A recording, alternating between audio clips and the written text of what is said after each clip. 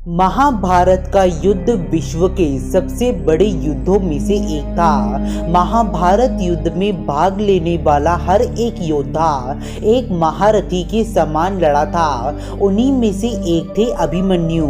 अभिमन्यु अर्जुन और सुभद्रा के पुत्र तथा स्वयं भगवान श्री कृष्ण के शिष्य थे, जिनकी आयु तो भले ही कम थी, परंतु उनका युद्ध कौशल महारथियों से भी बढ़कर था, जिनका वध करने के लिए कई सारे महारथियों को उनसे एक साथ युद्ध करना पड़ा था। परंतु क्या आप जानते हैं कि अभिमन्यु की मृत्यु के समय आखिर महारथी कर्ण ने उनसे क्या कहा और अभिमन्यु ने महाभारत के युद्ध में कौरवों की ओर से युद्ध कर रहे महारथियों को कितनी बार परास्त किया था? ये सब कुछ जानने के लिए इस वीडियो को पूरा अंत तक अवश्य देखिएगा। वीडियो की शुरुआत करने से पहले एक बार सच्चे दिल से जय श्री कृष्ण अवश्य कहिएगा।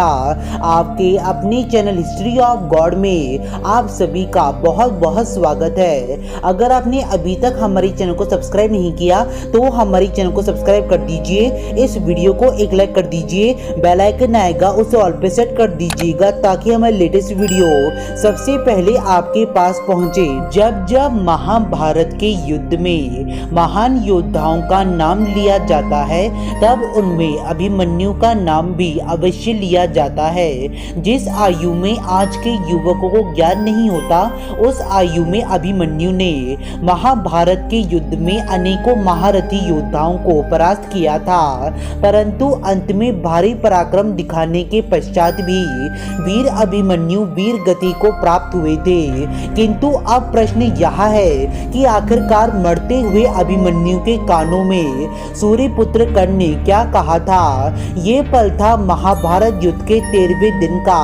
कौरवों के सेनापति द्रोणाचार्य ने चक्रव्यूह की रचना की। चक्रव्यूह सबसे शक्तिशाली व्यूह रचनाओं में से एक था। यदि कोई व्यक्ति एक बार इस व्यूह के अंदर फंस जाए तो उसका बाहर निकल पाना बहुत ही ज्यादा कठिन होता था। चक्रव्यूह का निर्माण इसलिए किया गया था ताकि अर्जुन को इस चक्रव्यूह के अंदर फंसाकर उसका वध किया जा सके, क्योंकि समस्त कौरव पक्ष के योद्धा ये बात जानते थे कि यदि एक बार अर्जुन का वध हो गया तो समस्त पांडव एक एक करके स्वयं ही मारे जाएंगे। परंतु चक्रव्यूह के अंदर अर्जुन नहीं फंसे, अपितु चक्रव्यूह के अंदर अर्जुन के पुत्र अभिमन्यु गए ताकि वे उस चक्रव्यूह को नष्ट कर सके।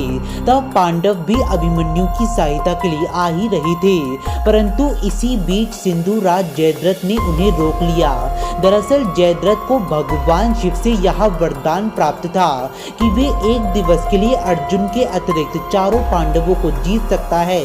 इसी कारण से उस दिवस युधिष्ठिर, भीम, नकुल और सहदेव अभिमन्यु की सहायता के लिए चक्रव्यूह के अंदर नहीं जा पाए। अभिमन्यु एक एक करके चक्रव्यूह के सारे द्वारों को नष्ट करके सीधा चक्रव्यूह के मध्य में पहुंच गया। ये बात तो हम सभी जानते हैं कि अभिमन्यु ने अपनी माता सुभद्रा के गर्भ में ही चक्रव्यूह को भेदने की विद्या प्राप्त कर ली थी, परंतु जब अर्जुन सुभद्रा को चक्रव्यूह से बाहर निकलने के बारे में बता रहे थे उसी समय सुभद्रा सो गई थी, जिस कारण से अभिमन्यु को चक्रव्यूह का पूर्ण ज्ञान नहीं मिल पाया। इसी कारण से अभिमन्यु को चक्रव्यूह में प्रवेश की विद्या का ज्ञान तो था, परंतु उसे कैसे बाहर निकला जाता है इस बात का ज्ञान अभिमन्यु को नहीं था। अभिमन्यु ने न केवल द्रोणाचार्य अपितु महारथी कर्ण, कृपाचार्य, अश्वत्थामा, कृतवर्मा, दुर्योधन आदि योद्धाओं को परास्त किया। उन्होंने चक्रव्यूह के अंदर प्रवेश करते ही हाहाकार मचा दिया था। उन्होंने द्रोणाचार्य के धनुष को बीच से काट दिया। तत्पश्चात अभिमन्यु ने महारथी कर्ण पर 8, कृतवर्मा पर 5 और शकुनी पर 22 बार बाण मारे। यहाँ तक जब दुर्योधन, दुशासन आदि योद्धाओं ने अभिमन्यु को देखा तब उनका साहस नहीं हुआ कि वे उससे युद्ध करें। इसी बीच अभिमन्यु ने दुर्योधन के पुत्र लक्ष्मण का वध कर दिया। यह सब कुछ देखकर दुर्योधन बहुत ही ज्यादा क्रोधित हो गया और उसने सूर्यपुत्र कर्ण से कहा कि आज सूर्य अस्त होने से पहले इस बालक का वध हो जाना चाहिए। अभिमन्यु ही मात्र एक ऐसा योद्धा था जिसने 8 से भी ज्यादा योद्धाओं को एक साथ परास्त किया था। जब द्रोणाचार्य को यह बात ज्ञात हुई कि अभिमन्यु के रहते युद्ध जीत पाना कठिन है, तब उन्होंने कर्ण से कहा कि तुम इस बालक के धनुष को छुड़वा दो, अन्यथा ये बालक सूर्य अस्त होने से पहले हमारी सेना का नाश कर देगा। तब उचित अवसर मिलने पर महारथी कर्ण ने अपने बाणों का प्रयोग करके अभिमन्यु के धनुष को बीच से काट दिया। तत्पश्चात अश्वत्थामा ने उनके रथ को नष्ट कर दिया।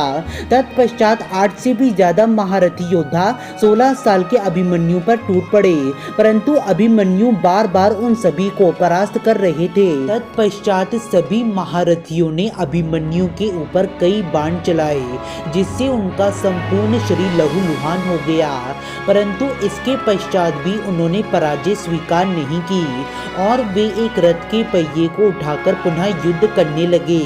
और तभी वो क्षण आया जब अभिमन्यु के समक्ष पहुंचे स्वयं महारथी कर्ण, और महारथी कर्ण ने उन्हें धराशाही कर दिया।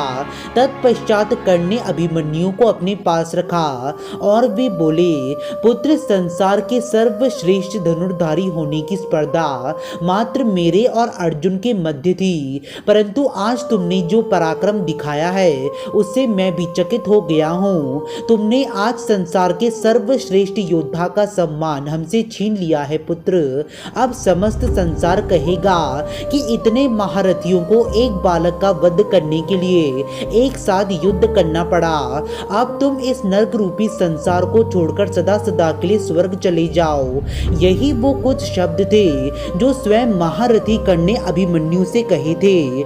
तत्पश्चात महारथी कर्ण ने अभिमन्यु का वध कर दिया था। इस तरह एक महान योद्धा जो मात्र 16 वर्ष का था, जिसने कौरवों के 8 से भी ज्यादा महारथियों को धूल चटा दी, वो योद्धा वीर गति को प्राप्त हुआ और उसने स्वर्ग की ओर प्रस्थान किया। आज की इस वीडियो में बस इतना ही। आशा करते हैं कि आप सभी को हमारी यह वीडियो पसंद आई होगी। यदि पसंद आई है तो वीडियो को लाइक कर दीजिए और चैनल को सब्सक्राइब कर दीजिए, क्योंकि हमारे चैनल पे सनातन धर्म से जुड़ी गई सारी जानकारी हम सीधा आप तक पहुंचाते हैं। एक बार सभी जीवों के कल्याण हेतु ओम नमः शिवाय और ओम विष्णवे नमः अवश्य कहिएगा। आप सभी का धन्यवाद।